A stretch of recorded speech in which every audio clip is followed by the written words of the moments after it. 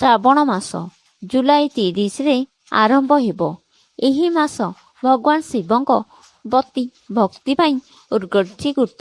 ଏହି ସମୟ ମଧ୍ୟରେ ଭକ୍ତମାନେ ଜଳାଭିଷେକ ଏବଂ ରୁଦ୍ରାଭିଷେକ ଭଳି ପୂଜାର୍ଚ୍ଚନା କରିଥାନ୍ତି। ଗ୍ରହ ପରିବର୍ତ୍ତନ ଦୃଷ୍ଟିରୁ ଶ୍ରାବଣ ମାସ ଗୁରୁତ୍ୱପୂର୍ଣ୍ଣ ହୋଇଥିଲେ ମଧ୍ୟ ଏହା ଆରମ୍ଭ ହେବାର ଗୋଟିଏ ଦିନ ପୂର୍ବରୁ ଏକ ଗୁରୁତ୍ୱପୂର୍ଣ୍ଣ ଗ୍ରହ ପରିବର୍ତ୍ତନ ଘଟିବାକୁ ଯାଉଛି। ସୁଖ ଏବଂ ସମୃଦ୍ଧି ସହିତ ଜଡ଼ିତ ଗ୍ରହ ଶୁକ୍ରବାର 29 ଜୁଲାଇରେ ଏହାର ନକ୍ଷତ୍ର ପରିବର୍ତ୍ତନ କରିବାକୁ ସ୍ଥିର ହୋଇଛି। 29 ଜୁଲାଇ ସକାଳ 4:56ରେ ଶୁକ୍ର ପୂର୍ବ ଫାଲ୍ଗୁନ ନକ୍ଷତ୍ରରୁ ବାହାରି ଉତ୍ତର ଫାଲ୍ଗୁନ ନକ୍ଷତ୍ରରେ ପ୍ରବେଶ କରିବେ, ଯେଉଁଠାରେ ଏହା ଅଗଷ୍ଟ 11 ପର୍ଯ୍ୟନ୍ତ ରହିବ। ଜ୍ୟୋତିଷମାନେ ଶୁକ୍ରଙ୍କ ଏହି ବିଶେଷ ଭ୍ରମଣକୁ ଅତ୍ୟନ୍ତ ଗୁରୁତ୍ୱପୂର୍ଣ୍ଣ ବୋଲି ମାନନ୍ତି। ଶୁକ୍ର ଏହି ନକ୍ଷତ୍ରରେ ପ୍ରବେଶ କରିବା ସହିତ ଦେବୀ ଲକ୍ଷ୍ମୀ 4ଟି ନିର୍ଦ୍ଦିଷ୍ଟ ରାଶିର ବ୍ୟକ୍ତିଙ୍କ ଘରେ କୃପା କରିପାରନ୍ତି, ଯାହା ସେମାନଙ୍କୁ ଅପାର ଲାଭ ଆଣିପାରେ। ଏହି 4ଟି ରାଶି ହେଉଛନ୍ତି ବୃଷ ରାଶି, ମିଥୁନ ରାଶି, ସିଂହ ରାଶି ଏବଂ ମକର ରାଶି।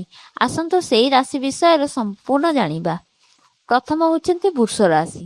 ଶୁକ୍ର ଏବଂ ରାଶିର ଶାସକ ଗ୍ରହ। ବୃଷ ରାଶିରେ ଜନ୍ମିତ ବ୍ୟକ୍ତିମାନେ ଶୁକ୍ରଙ୍କ ନକ୍ଷତ୍ର ପରିବର୍ତ୍ତନର ସବୁଠାରୁ ଗୁରୁତ୍ୱପୂର୍ଣ୍ଣ ପ୍ରଭାବ ଅନୁଭବ କରିବାର ସମ୍ଭାବନା ଅଛି। ବ୍ୟବସାୟୀମାନେ ଲାଭ ଦେଖିପାରନ୍ତି। ଯେତେବେଳେ ଚାକିରି କରୁଥିବା ବ୍ୟକ୍ତିମାନେ କ୍ୟାରିୟରରେ ଉନ୍ନତି ଅନୁଭବ କରିପାରିବେ। ଆତ୍ମବିଶ୍ୱାସ ମଧ୍ୟ ବୃଦ୍ଧି ପାଇବାର ସମ୍ଭାବନା ଅଛି। ମିଥୁନ ରାଶି।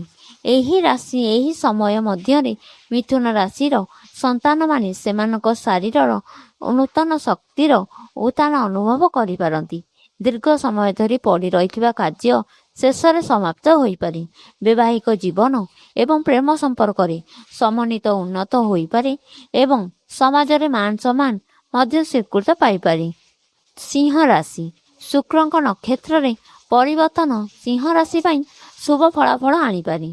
ଅବିବାହିତାଙ୍କ ଜୀବନରେ ପ୍ରେମ ପ୍ରବେଶ କରିପାରେ। ଯେତେବେଳେ ବିଦ୍ୟମାନ ସମ୍ପର୍କ ମଜବୁତ ହୋଇପାରେ। ନିଜ ସନ୍ତାନମାନଙ୍କ ସହ ଜଡ଼ିତ ଶୁଭ ସମାଚାର ପାଇବାର ସମ୍ଭାବନା ମଧ୍ୟ ଅଛି। ଶେଷ ରାଶି ମକର ରାଶି।